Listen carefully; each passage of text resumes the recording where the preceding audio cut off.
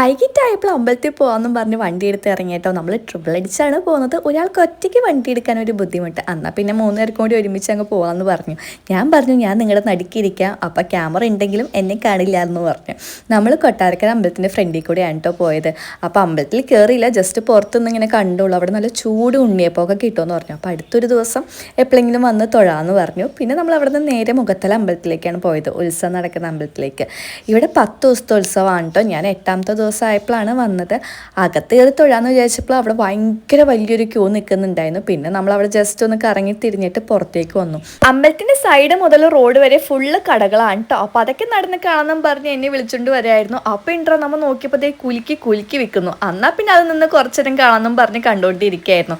അത് കഴിഞ്ഞ് നമ്മൾ പോയിട്ടൊരു നാരങ്ങവെള്ളം കുടിച്ചിട്ടോ. ഉപ്പും പഞ്ചസാര ഇട്ടതായിരുന്നു. അപ്പോൾ ആദ്യം കുടിച്ചപ്പോൾ ഇതെന്താ ഇങ്ങനെയെന്നായിരുന്നു എനിക്ക്. പിന്നെ അതങ്ങ് കുടിച്ചു. അമൃതയ്ക്ക് പിന്നെ ഞാൻ ഫോൺ കൊടുത്തു, വീഡിയോസൊക്കെ എടുത്തുതരാൻ പറഞ്ഞിട്ട്. ഈ ചെക്കന്മാർ എങ്ങനെ ഇതിന്റെ ഇടയിൽ വന്ന് പെട്ടോന്ന് അറിയില്ല. അവർക്കാണെങ്കിൽ ഒടുക്കത്തെ നാണവും. പിന്നെ ഈ ചേട്ടൻ നമ്മൾ വീഡിയോ എടുക്കുന്ന കണ്ടപ്പോൾ പറപ്പിച്ച് കളിക്കാൻ ഭയങ്കര ആഗ്രഹം. പിന്നെ ഫുള്ള് പറപ്പിക്കലായിരുന്നു കേട്ടോ.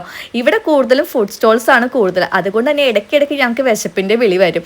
അങ്ങനെ നമ്മൾ പോയിട്ട് പാനിപ്പൂരി കഴിച്ചിട്ടോ. അതിന്റെ വീഡിയോ ഞാൻ എടുത്തില്ല, കാരണം ഞങ്ങൾക്ക് ആക്രാന്തായിരുന്നു.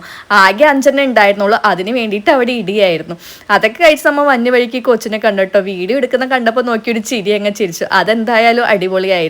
അതൊക്കെ കഴിഞ്ഞ് നമ്മൾ അവിടെ സംസാരിച്ചുകൊണ്ടിരുന്നപ്പോൾ വീട്ടിൽ നിന്ന് വിളി വന്നു, എന്താ വീട്ടിലേക്ക് വരണില്ലേന്നും ചോദിച്ചിട്ട്. പിന്നെ വേഗം തന്നെ വണ്ടി എടുത്ത് വീട്ടിലേക്ക് വിട്ടു.